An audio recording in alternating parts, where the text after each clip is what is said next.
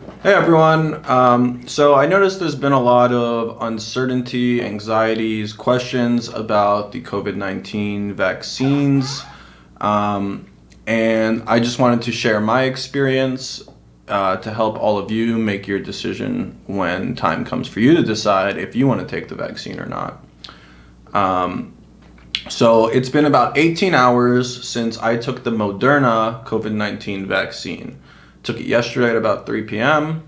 and it's about 9 a.m. here now. Um, and before I continue, just want to let everyone know this video is not intended to be medical advice in any way. I just want to share my experience. Um, Always consult your physician before making these sorts of decisions because, for example, I have never had an allergic reaction to a vaccine. I have no chronic conditions. I did not have COVID-19 at all during this entire time that I'm aware of. So all of these things are things that can influence the decision to make the vaccine, and they should be discussed with a physician. And you should check the CDC guidelines for further information on whether or not you are eligible to take the vaccine. With that said, I took the Moderna vaccine yesterday, and so I think the first question is, how do I feel today? So I feel pretty much fine. You could probably see it in my face. Nothing crazy going on here. I did have some arm soreness today, more than you would in a flu shot, but not enough to stop me from being able to do some push-ups. For example, I did have a headache when I woke up this morning, but nothing that some water and some time didn't help with. Still able to work on my computer, no problems with vision in the light or anything like that. I was a little groggy and slow this morning, but again, nothing that a cup of coffee doesn't help with, as per usual. So that's first things first. Second, so why did I get the vaccine? Well, I got the vaccine because I am vaccinating people. I'm vaccinating a lot of elderly people, and so there's really 2 points here that went into my decision. Point number one is it's important for me to protect myself. It's important for my own safety to take the vaccine because I could get COVID-19 being in close proximity with so many different people. Second, we do not know how well this vaccine works in terms of stopping transmission. So me getting the vaccine, we do not know yet, the jury's still out, if that will stop me from spreading the disease to other people. However, I think it's most likely that there will be an effect on this. It is probable that me taking the vaccine will help to reduce the spread of the virus throughout the community. I do not know that, but, I think it's likely. And I also we have to get used to making decisions under conditions of uncertainty. So the way I thought about it was, well, what if it helps to prevent transmission, which again, I think is likely. Well, if it does, now these hundreds of people that I'll be vaccinating over the next several months will be protected from me giving them the vaccine. And that's a good thing. And if it doesn't, well, there's still no downside in that sense because I'm still protected and there's still a benefit for me. So that was sort of my decision making in terms of why did I get the vaccine. So I think the big question that we've all probably heard and talked about is, what about the long-term side effects?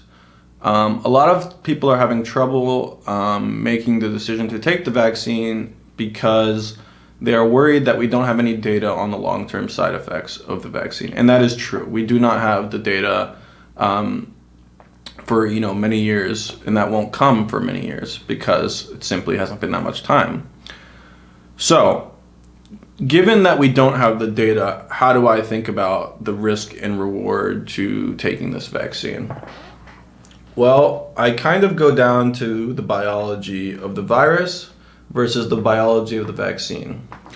So the RNA molecule is going to be in your body when you get the vaccine, and it's going to enter your cells, and it's going to be translated by ribosomes in your cell into the spike protein, the SARS-CoV-2 spike protein.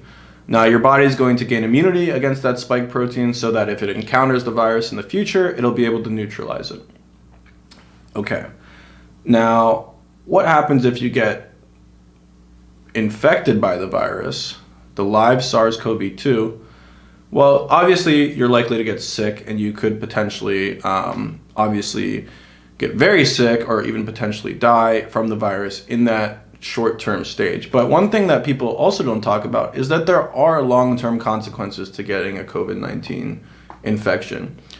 People have referred to this as long COVID long haulers, post-COVID syndrome. There's a lot of different names for it. But basically what this refers to is that people who have been hospitalized from COVID-19 and they've gotten discharged, they survived, they're still having poor outcomes in the long term. They're having complications. They're, in some cases, things like, more mild things like losing your smell for many months.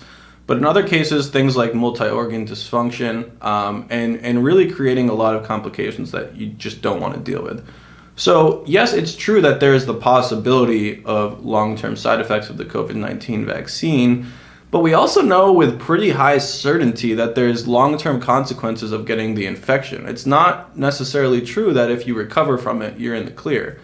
And no one wants to talk about that because it's pretty morbid, to be honest. I mean, that's just very sad to think about, right? With all of this stress from the virus, now to think about, well, there's long-term consequences too.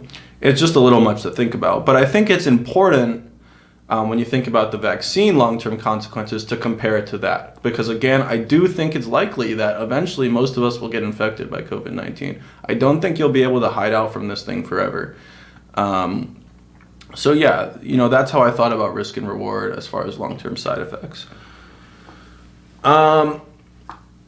As far as the short-term side effects, I discussed how I'm feeling. I think one thing that's on a lot of people's minds is anaphylaxis, a severe allergic reaction that some people are experiencing with the vaccine. This is something you're going to want to talk to your physician about, especially if you have a history of having an allergic reaction to a vaccine, any vaccine, because then potentially you might not be a candidate for this vaccine, and that's important to recognize. Yeah, so I think that's all my thoughts as far as how I went about thinking about this vaccine. I hope that's helpful. Please reach out if you have any questions. I'll keep you updated as I approach my second dose in about 4 weeks. So yeah, I'll keep you updated and let you know how everything goes. I hope this helps you think about whether or not you should take the vaccine. Again, I'm not going to tell you whether or not to take it. Just want to share my experience. This is not medical advice. Thanks. Take care.